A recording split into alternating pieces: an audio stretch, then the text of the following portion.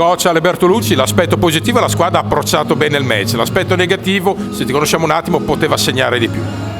Sì, abbiamo avuto un buon inizio, eravamo concentrati, è quello che avevo chiesto da subito, ma poi dopo ci siamo un po' persi all'interno della partita, e finita 6-2 mi sembra.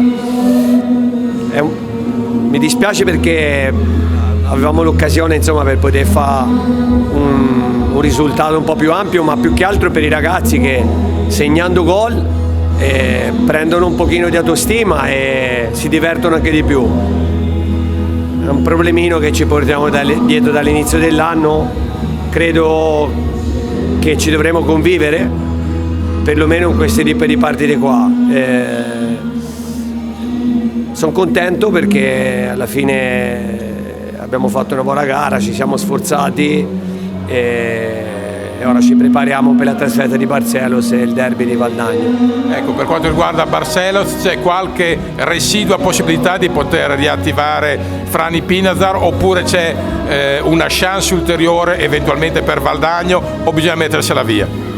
No, non credo che per giovedì riesca a essere della partita, e per il resto mi auguro per domenica contro il Valdagno ci sia, però in questo momento qui è più no che sì.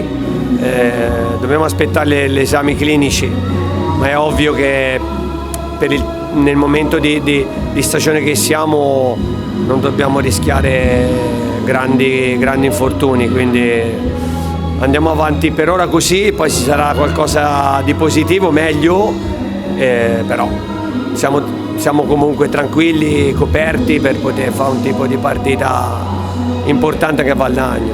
Intanto con Barcelos, Bassano è ancora in corsa per la Champions, per una qualificazione che avrebbe dell'epico, però questa squadra dovrà fare una gara di trincea giovedì, con un'abnegazione, con un'applicazione fuori da ogni norma, vorrei dire.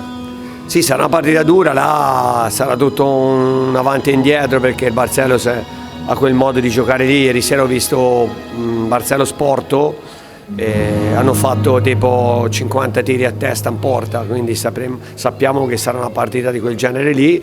Dovremmo essere pronti per fare una difesa arcigna, ripartire bene in contropiede e avere un pochino più di cattiveria, non voglio neanche dire di concentrazione, ma di cattiveria quando siamo negli ultimi 6-7 metri della pista.